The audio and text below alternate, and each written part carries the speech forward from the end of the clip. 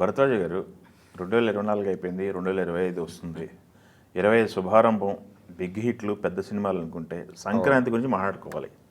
సంక్రాంతి 3 సినిమాల గురించి మాట్లాడుకోవాలంటే ఏం మాట్లాడుకుంటాం? మూడింటికి వేరియేషన్ ఏంటి? అంటే మనం ఇందాకే మాట్లాడుకున్నాం ఒకటి, తెలుగు సినిమా పరిశ్రమలో 3 విభాగాల్లో చీలారు అని, local market, global market, pan India market అని.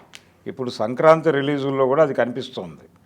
అంటే లోకల్ మార్కెట్ని టార్గెట్ చేస్తున్న సినిమా సంక్రాంతికి వస్తున్నాం, అది పూర్తి స్థాయి లోకల్ మార్కెట్ని టార్గెట్ చేసిన సినిమా. వాళ్ళు పబ్లిసిటీ కూడా బాగా చేస్తారు. పబ్లిసిటీ అంటే వెరైటీగా చేస్తున్నారు, రకరకాలుగా. అంటే ఎక్కడా కూడా అది పబ్లిసిటీ లాగా అనిపించకుండా సినిమాని జనంలోకి తీసుకెళ్లేటువంటి ప్రయత్నం అయితే అనిల్ రావిపూడి వ్యూహం కావచ్చు అది. పైగా తను ఇన్వాల్వ్ అయి చేస్తున్నాడు. అలాగే చాలా ఎనర్జెటిక్ కనపడుతుంది. వెంకటేష్ కూడా ఈ సినిమా ద్వారా మళ్ళీ తనని ట్రాక్ ఎక్కించుకోవాలనే ప్రయత్నంలో ఇప్పటి వరకు చేయనటువంటి ప్రయత్నాలన్నీ చేస్తున్నాడు. ఆయన స్టేజ్ మీద డ్యాన్స్ చేయటం ప్రీ రిలీజ్ ఈవెంట్లో ఇప్పటివరకు ఎప్పుడూ జరగలేదు. డిగ్నిఫైడ్గానే ఉండేవాడు. ఈసారి కొంచెం జనాలతో కనెక్ట్ అవ్వాలి అనుకుంటున్నాడు ఆయన. ఆ కనెక్ట్ అవ్వటానికి ఆయన పడే తపన కనిపిస్తోంది. అలాగే అనిల్ రావిపూడి కూడా మళ్ళీ ఒకసారి, తను ఆల్రెడీ లాస్ట్ ఇయర్ బాలకృష్ణతో మంచి విజయం సాధించాడు, దాన్ని ఎక్స్పాండ్ చేసుకునేటువంటి ప్రయత్నంలో ఈ సినిమా చేస్తున్నాడు. నిజానికి ఆయన ప్రాజెక్టే ఇది. దిల్ రాజు గారి మధ్యలో దాన్ని భుజానికి తీసుకున్నాడు, కానీ నిజానికి దీనికి పూర్తి బాధ్యత తనదే.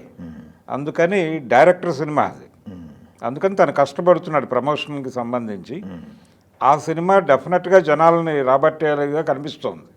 కానీ సంక్రాంతికి ఉండేటువంటి ఒక ప్రత్యేక లక్షణం ఏంటంటే ఏ సినిమా అయినా విజయవంతం అవుతుంది కంటెంట్ బాగుంటే. అంటే ఈ సినిమా చూసి ఇమ్మీడియట్గా ఆ సినిమాకి వెళ్ళిపోతారు జనాలు, దాన్ని వదిలిపెట్టరు. సినిమా బ్యాడ్గా ఉంటే తప్ప దాన్ని వదిలిపెట్టరు. 3 సినిమాలు ఒకే రోజు చూస్తారు, 3 ఆటలు. అందుకని ఇది హిట్ అవుతుంది, ఇది కాదు అనేది కాదు. దానికి ఉన్న అడ్వాంటేజ్ అది, ఆ పండగకు ఉన్నటువంటి ఒక డైనమిజం అది. అందుకని సంక్రాంతికి 3 సినిమాలు 4 సినిమాలు హిట్ అయిన సందర్భాలు చూసాం మనం గతంలో.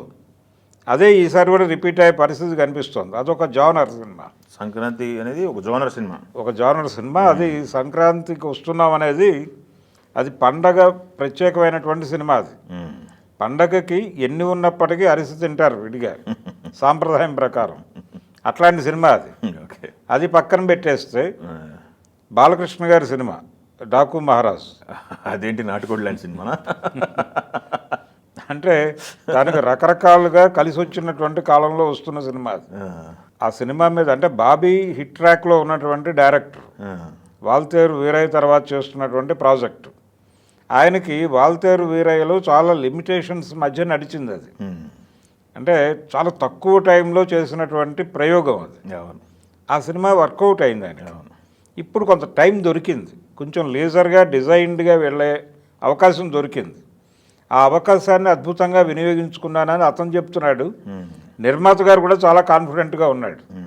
ఈ కాన్ఫిడెన్స్లో ఆయన కొంచెం ఓవర్ స్టేట్మెంట్ కూడా ఇచ్చాడు. అది కొంచెం వివాదాన్ని రేపింది.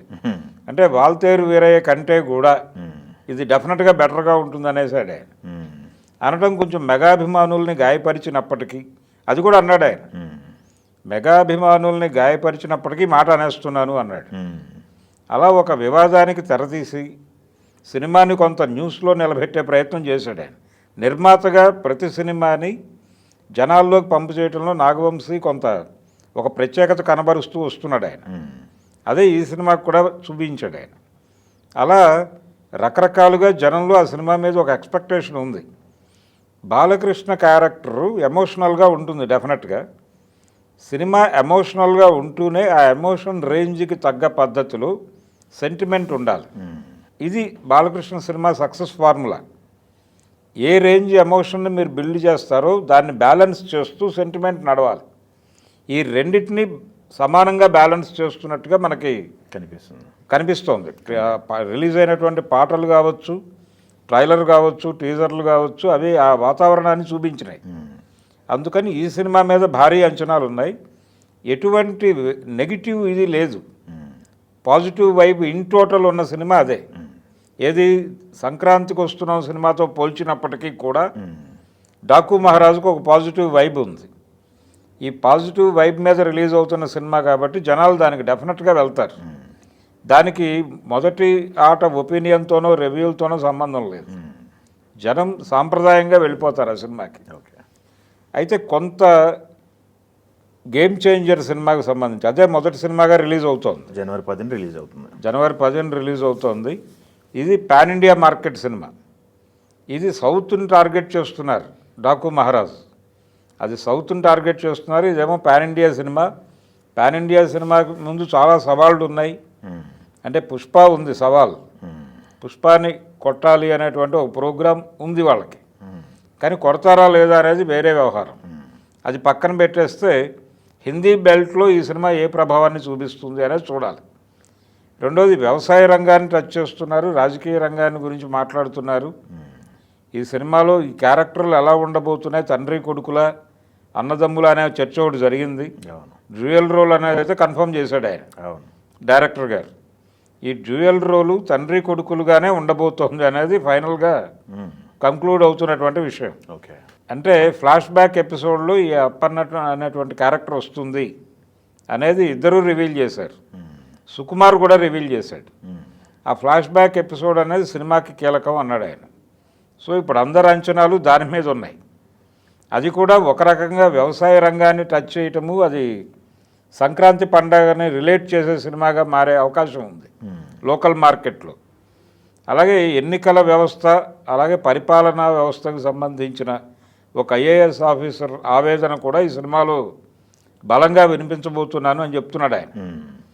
అది పాన్ ఇండియాకి కనెక్ట్ చేసే కంటెంట్ ఈ సినిమాకి సంబంధించి. ఆ ఏరియాలో కూడా మేము విజయం సాధించబోతున్నాం అని చాలా కాన్ఫిడెంట్గా ఉన్నాడు శంకర్. ఈ సినిమా ద్వారా తను బౌన్స్ బ్యాక్ అవ్వాలనుకుంటున్నాడు. ఈ సినిమా విజయం మీద అతని భవిష్యత్తు ప్రాజెక్టులు ఆధారపడి ఉన్నాయి. అంటే మహేష్ బాబుతో చేయబోతున్నానని చెప్పాడు ఆయన ఒక ప్రకటన. ఇవన్నీ కూడా ఈ సినిమాకి ఎక్స్పెక్టేషన్ పెంచడం కోసం కావచ్చు. కోర్స్ మహేష్ బాబుతో చేయబోతున్నాయి కాదు, చేద్దామని ట్రై చేశాను, కుదరలేదు. చివరికి ప్రభాస్తో ట్రై చేశాను, మహేష్తో ట్రై చేశాను, ఫైనల్గా రామ్ చరణ్తో వర్కౌట్ అయిందని మాట్లాడాడు. ఈ బౌన్స్ బ్యాక్ అవ్వాలనేది ఆయన టార్గెట్ ఈ సినిమాతో. అయితే ఈ సినిమాకి శంకర్ కష్టం కన్నా కూడా దిల్ రాజు గారి కష్టం ఎక్కువ కనిపిస్తోంది. అంటే ప్రాజెక్ట్ డిజైనింగ్లో తను ఎక్కువ ఇన్వాల్వ్మెంట్ చూపించాడు ఆయన. సో ఈ సినిమా విజయం పూర్తిగా దిల్ రాజుకే అది అంకితం. కాబట్టి రామ్ చరణ్కి చాలా కీలకం ఈ విజయం. అందుకని ఈ సినిమా ఏ మేరకు అంటే శంకర్కి ఒక చిన్న ఇబ్బందికరమైనటువంటి పరిస్థితి ఉంది ఈ సినిమాకి. ఆయన ఈ సినిమాని ఆపి చేసినటువంటి సినిమా ఇండియన్ 2 అది ఇబ్బంది పెట్టింది. భారతీయుడు 2 అనేది ఇబ్బంది పెట్టింది. ఆయన ఇమేజ్ని డ్రాస్టిక్గా దెబ్బకొట్టిన సినిమా అది.